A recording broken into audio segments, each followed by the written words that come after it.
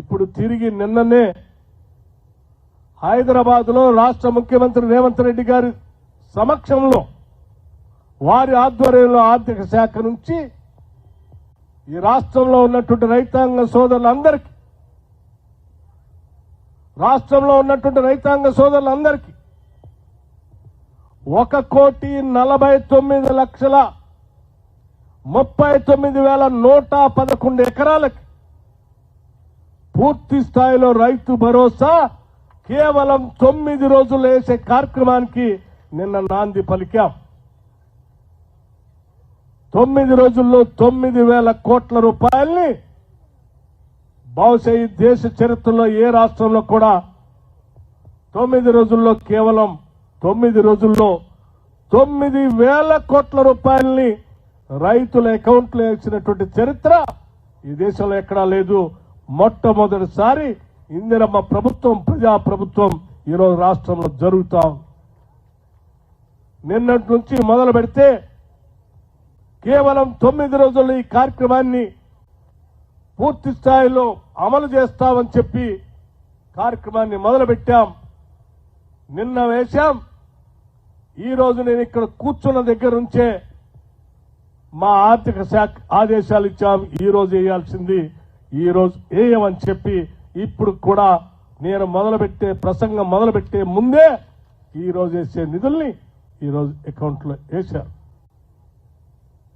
అట్లాగే మిత్రులారా, కేవలం రైతుల కోసం ఒక సంవత్సర కాలంలో 70,000 కోట్ల రూపాయలు రైతుల సంక్షేమం కోసం ఇందిరమ్మ ప్రభుత్వం ఖర్చు పెట్టింది.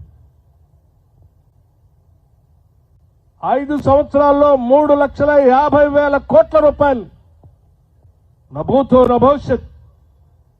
ఈ దేశంలో ఏ రాష్ట్రం కూడా రైతుల కోసం కేవలం 5 సంవత్సరాల్లో 3,50,000 కోట్ల రూపాయలు వ్యవసాయం రైతుల కోసం ఖర్చు పెట్టినటువంటి ప్రభుత్వాలు లేవు.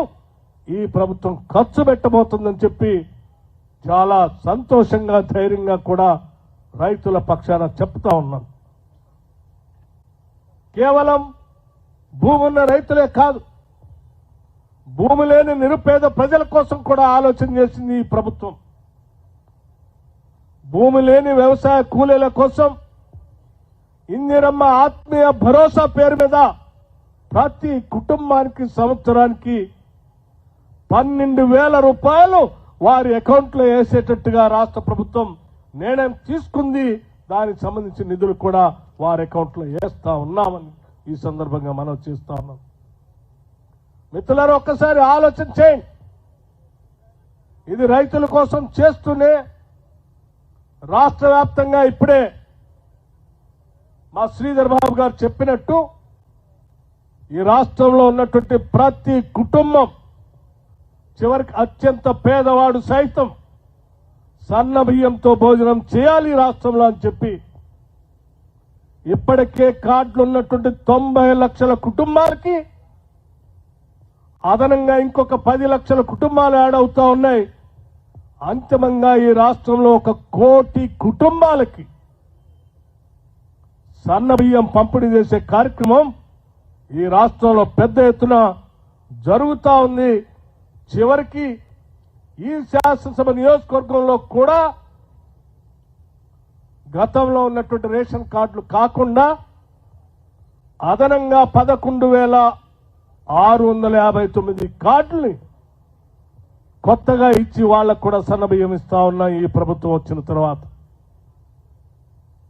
అంతేకాదు ఈ శాసనసభ నియోజకవర్గంలోనే గతంలో ఉన్నటువంటి రేషన్ కార్డులకు సంబంధించిన కుటుంబాలకు అదనంగా 2,147 మందిని కొత్తగా రేషన్ కార్డ్స్ లో యాడ్ చేసి